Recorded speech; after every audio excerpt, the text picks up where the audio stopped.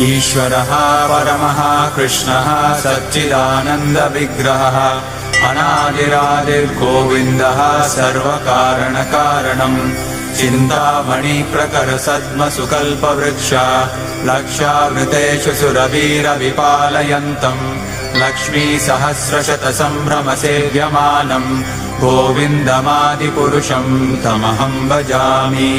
वेणुं क्वणन्तमरविन्ददलायताक्षं बर्हावतं समसिताम्बुरसुन्दराङ्गं कन्दर्पकोटिकमनीय हरे कृष्ण ಮಾತರಿಗಳ ಸ್ವರ್ಮೇಲೆ ಭಗವದ್ಗೀತೆ ಪಂಪನವು ಕೃಷ್ಣದೇವನೊಟ್ಟಿಗೆ ನೇರ ಸಂಪರ್ಕ ಈ ನೇರ ಸಂಪರ್ಕ ಪಂಪನವು ಎಂಚಪಂಡ ನಮ್ಮ ಇಂಗ್ಲಿಷ್ ಹಾಟ್ಲೈನ್ ಪಂಪಿಡ್ತುಲೆ ಅಂಚನಿ ನಂಕಲ ಭಗವಂತಗಳ ನೇರ ಸಂಪರ್ಕ ನಮ್ಮ ಭಗವದ್ಗೀತೆಡು ಓದದು ಕೃಷ್ಣನೊಟ್ಟಿಗೆ ನೇರ ಸಂಪರ್ಕ ಮಂತದು ಭಗವಂತನ ನೇರ ನಿರ್ದೇಶನ ನಮ್ಮ ಜೀವನಡು ಕೇನೊಲಿ ಐನು ನಮ್ಮ ಜೀವನಡು ಅಳವಡಿಸಾದು ನಮ್ಮ ಜೀವನ ಸಾರ್ಥಕ ಮನ್ಪನ ಅವಕಾಶ ಉಂಟು ಭಗವದ್ಗೀತೆ ಓದುದು।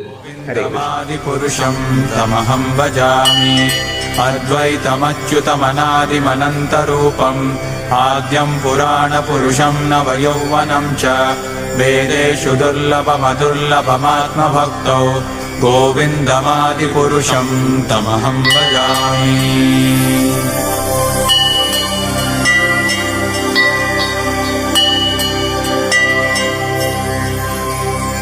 पन्तास्तु कोटिशतवत्सरसम्भ्रगम्।